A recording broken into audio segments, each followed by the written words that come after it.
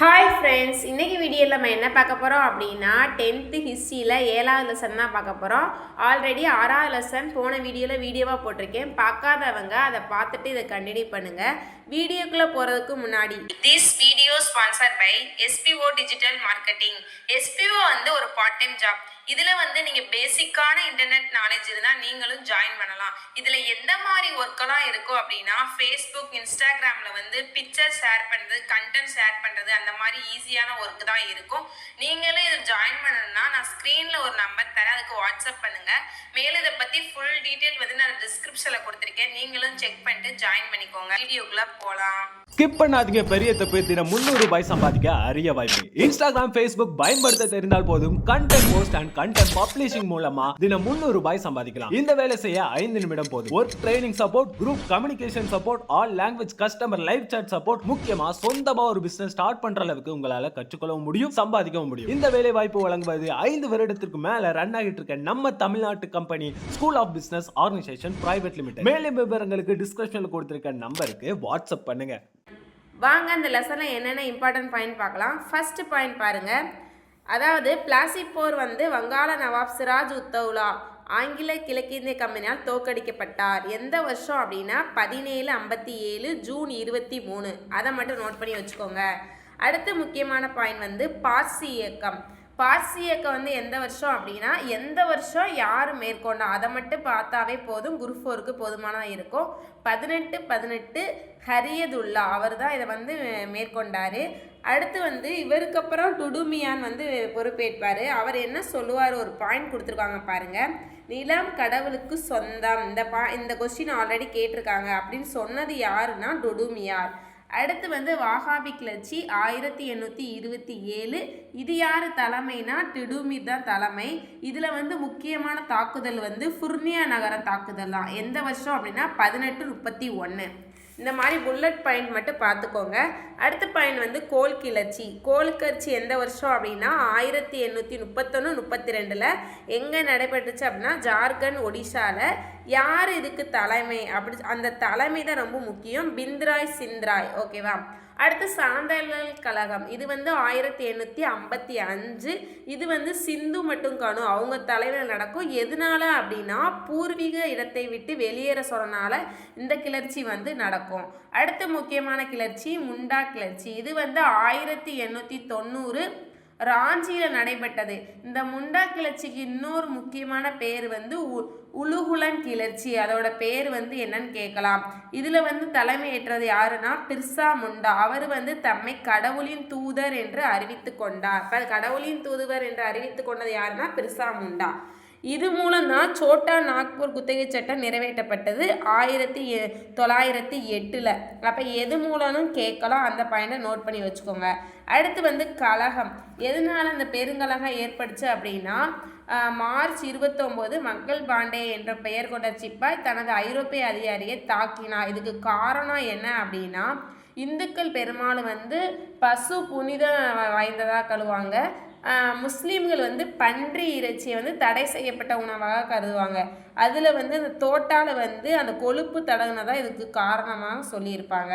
அடுத்த முக்கியமான பாயிண்ட் என்ன அப்படின்னா 2ஆம் பகதூர் ஷா இந்துஸ்தானின் மாமன்னராக பதவியேற்றார். அந்த பாயிண்டை நோட் பண்ணி வச்சுக்கோங்க. அடுத்து கடைசி பேஸ்வா மன்னர் யாருன்னு கொடுத்துருக்காங்க பாருங்கள்.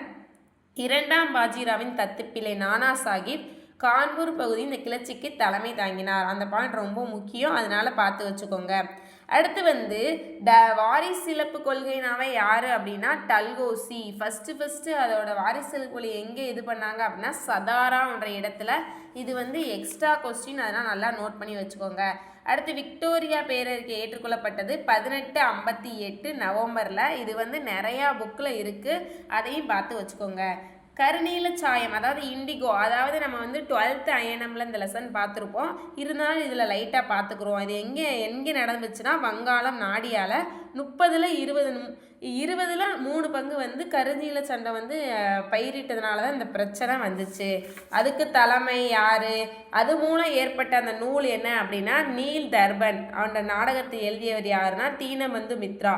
இந்த கொஸ்டின் ரொம்ப முக்கியம், ரிப்பீட்டட் கொஸ்டின், நல்லா பார்த்துக்கோங்க. தக்கான கழகம் 1875 எங்கே நடந்துச்சு அப்படின்னா பூனே. எதனால அப்படின்னு நினைஞ்சா குஜராத்தில் வட்டிக்கு பணம் வாங்குவோரை குறிவைத்து தான் இந்த கழகம் கொண்டு வந்திருக்காங்க. அப்புறம் இந்த ப்ளூ கலர் பாக்ஸில் வந்து கேத்தலின் கவ் அப்புறம் ரணஜித் குஹா 2 பேரும் கோட் சொல்லியிருப்பாங்க. அது என்ன கோடுன்னு பார்த்து வச்சுக்கோங்க, சப்போஸ் கேட்டாலும் கேட்கலாம். சைடில் பாருங்கள் சென்னை வாசிகள் சங்கம், இதெல்லாம் அப்படியே பொறுத்துகளை வரும். 1852, கிழக்கிந்திய கம்பெனி 1866, இந்த மாதிரி அதற்குரிய வருஷத்தை மட்டும் பார்த்து வச்சு நோட் பண்ணி வச்சுக்கோங்க. அடுத்து நம்ம செல்வ சுரண்டல்னாவே தாதாபாய் நவ்ரோஜி தான். அடுத்து காங்கிரஸை பற்றி ஒரு முக்கியமான பாயிண்ட் பார்க்க போகிறோம். ஃபஸ்ட்டு காங்கிரஸ் எப்போ கொண்டு வந்தாங்கன்னா 1885. யார் கொண்டு வந்தனா ஏஓ ஹூக், அதாவது உமேஷ் சந்திர பானர்ஜி. ஓகேவா, ஃபஸ்ட்டு தலைவர் அவர் தான். எப்போ காங்கிரஸ் தோற்றுவித்தாங்கன்னா 1885 டிசம்பர் 28. இந்த டேட்டை வந்து மறந்துடாதீங்க. அடுத்து வங்கப்பிரிவு வந்து யார் பிரதிநிதியாக இருந்தா அப்படின்னா கர்சன் பிரபு 1899. வங்கப்பிரிவினை வந்து அதிகாரப்பூர்வமாக எப்போ வெளியிட்டாங்க அப்படின்னா 1905 அக்டோபர் 16. அந்த டேட்டை வந்து மறந்துடாதீங்க.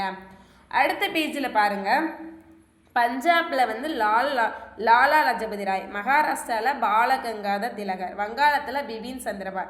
3 தலைவர்களை தான் லால் பால்னு சொல்கிறாங்க. ஷார்ட்டாக சொல்லி கொடுத்துருக்காங்க, அதையும் நோட் பண்ணி வச்சுக்கோங்க. அடுத்து பின்னாடி பாருங்கள், திலகர் ஒரு கோட் சொல்லியிருக்காரு. சுயராஜ்யம் என்பது முழுமையான தன்னாட்சி மற்றும் அந்நீர் ஆட்சியிலிருந்து முழுமையாக விடுதலை பெறுவது. சொன்னது யாருன்னா திலகர் வந்து தன்னாட்சியை வந்து எப்போ அப்படின்னா ஏப்ரல் 1916. அதே அன்னிபெசண்டாக 1916 செப்டம்பர். இவங்க 2 பேரும் தான் கொண்டு வந்திருப்பாங்க. அந்த பாயிண்டை நோட் பண்ணி வச்சுக்கோங்க. லக்னோ ஒப்பந்தம் வந்து 1916. மாண்டெகு சேம்ஸ்போர்ட், அது எந்த வருஷம்னா 1919. கீழே வந்து ஒரு பாயிண்ட் சொல்கிறேன், அதை நோட் பண்ணிக்கோங்க. ஏன்னா இந்த குரூப் 2ல் கேட்டிருக்காங்க. இது எக்ஸ்ட்ரா பாயிண்ட் தான், நீங்கள் சைடில் எழுதி வச்சுக்கோங்க. இந்தியாவின் வைரம், மகாராஷ்டிராவின் அணிகலன், தொழிலாளர்களின் இளவரசன். இதெல்லாம் யார் அப்படின்னா கோபாலகிருஷ்ணன் கோகலே, அதாவது காந்தியோட குரு. இப்படி சொல்லி இவளை வர்ணித்தது யார் அப்படின்னா திலகர். இந்த கொஸ்டின் வந்து குரூப் 2ல் கேட்டிருக்காங்க, அதனால சொல்கிறேன், கீழே நோட் பண்ணி வச்சுக்கோங்க. இதோட இந்த லெசன் முடிஞ்சு. நாளைக்கு வந்து 8வது லெசன் பார்க்கலாம். நீங்கள் சொன்னது மாதிரியே பின்னாடி 1 வேர்ட் அட்டாச் பண்ணியிருக்கேன். உங்களுக்கு என்னோட வீடியோ பிடிச்சுன்னா லைக் பண்ணுங்கள், ஷேர் பண்ணுங்கள், கமெண்ட் பண்ணுங்கள். முக்கியமாக உங்கள் ஃப்ரெண்ட்ஸ் யாராச்சும் டிஎன்பிசியில் குரூப் 2 குரூப் 4 படிக்கிறாங்கன்னா அவங்களுக்கு என்னோட வீடியோவை ஷேர் பண்ணுங்கள். ஓகே பாய், நாளைக்கு வீடியோவில் பார்க்கலாம்.